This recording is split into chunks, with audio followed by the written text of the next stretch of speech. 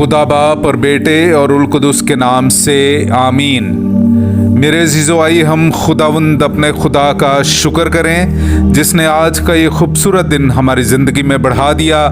तो आइए अज़ीज़ो, हम आज के दिन का आगाज़ बाइबल मुक़द्दस में से पाकमा कलीसिया की चुनी हुई तलावतों से करते हैं। कायन ने अपने भाई हाबेल पर हमला किया और उसे मार डाला। हमारे लिए आज की पहली तलावत तकवीन की किताब उसका चौथा बाब पहली से 15वीं और फिर 25वीं आयत। और आदमी अपनी बीवी हव्वा के पास गया और वो हामिला हुई और इससे कायन पैदा हुआ और वो बोली कि मुझे खुदावंद की मदद से एक बेटा हासिल हुआ। फिर इसका भाई हाबेल पैदा हुआ और हाबेल भेड़ बकरियों का चरवाहा और कायन किसान बना। कुछ मुद्दत के बाद यूं हुआ कि कायन अपनी ज़मीन के फल में से खुदावंद के वास्ते हदिया लाया और हाबेल भी अपनी पहलौठी और मोटी भेड़ बकरियों में से लाया। और खुदावंद ने हाबेल को और उसके हदिया को मंजूर किया, पर कायन को और इसके हदिया को मंजूर ना किया। और कायन निहायत गुस्सा हुआ और इसका चेहरा बिगड़ा।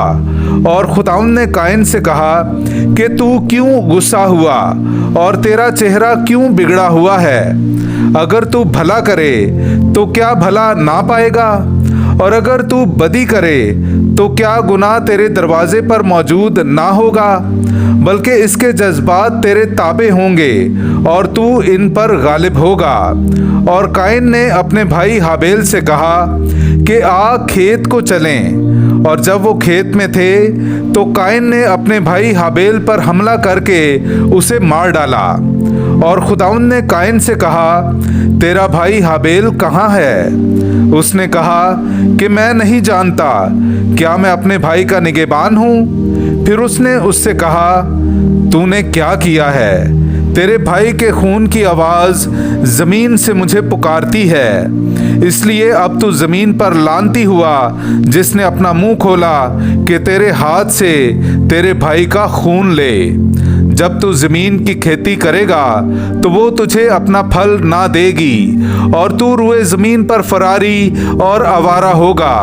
तब कायन ने खुदावंद से कहा कि मेरा कसूर नाकाबिले मुआफ़ी है। देख, आज तू मुझे वतन से निकालता है और मुझे तेरे हुजूर से छुपा रहना पड़ेगा और मैं रुए ज़मीन पर फरारी और आवारा हूँगा और जो कोई मुझे पाएगा कत्ल कर डालेगा।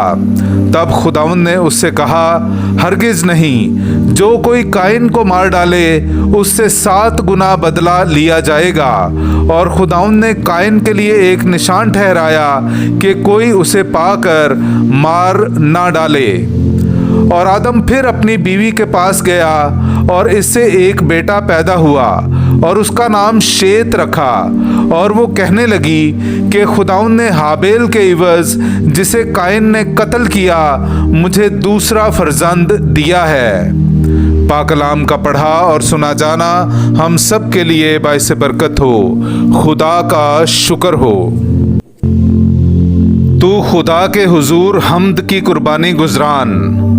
मेरे अजीज़ों, आइए हम खुदावंद अपने खुदा की हमद व तारीफ़ करें। मैं आपके सामने पढ़ूंगा ज़बूर नंबर 50, उसकी पहली, 8वीं, 16वीं से 17वीं और फिर 20वीं से 21वीं आयत। खुदावंद ने कलाम करके दुनिया को बुलाया है। आफताब की जाए तुलू से लेकर उसकी जाए गुरूब तक। मैं तुझे तेरी कुर्बानियों की बाबत मलामत नहीं करता, क्योंकि तेरी सोख्तनी कुर्बानियाँ हर वक्त मेरे सामने हैं। पर खुदा शरीर से यूं कहता है, तुझे मेरे अहकाम बयान करने से क्या काम है, और तू मेरे अहद को अपनी ज़ुबान पर क्यों लाता है, जबकि तू तरबियत से नफ़रत करता है और मेरी बातों को पीठ पीछे फेंक देता है। तू बैठकर अपने भाई के खिलाफ बातें करता है, बल्कि अपनी माँ के बेटे पर तोहमत लगाता है। जब तू ये करता है तो क्या मैं खामोश रहूं? क्या तू गुमान करता है कि मैं तुझ ही सा हूँ? मैं तुझे तंबी करके ये बातें तेरे पेश नजर कर दूंगा। पाकलाम का पढ़ा और सुना जाना हम सब के लिए बाइस बरकत हो। खुदा का शुक्र हो। नाराए हम्द। खुदावंद फरमाता है, राह, हक और जिंदगी मैं हूँ। मेरे वसीले के बगैर बाप के पास कोई नहीं आ सकता। हालेलुया। मेरे अजीज़ो, आइए हम आज का इंजीली इक्तबास सुनते हैं। इंजील मुकद्दस बामुताबिक मुकद्दस मरकस उसका 8वां बाब 11वीं आयत से लेकर 13वीं आयत तक। तब फरीसी निकलकर उससे बहस करने लगे और उसे आजमाने के लिए आसमान से कोई निशान उससे तलब किया। उसने गहरी आह खींचकर कहा, ये पुश्त निशान क्यों तलब करती है? मैं तुमसे सच कहता हूं कि इस पुश्त को कोई निशान दिया ना जाएगा। और वो उन्हें छोड़कर फिर कश्ती पर चढ़कर झील के पार गया। पाकलाम का पढ़ा और सुना जाना हम सब के लिए बाइस बरकत हो। खुदा का शुक्र हो।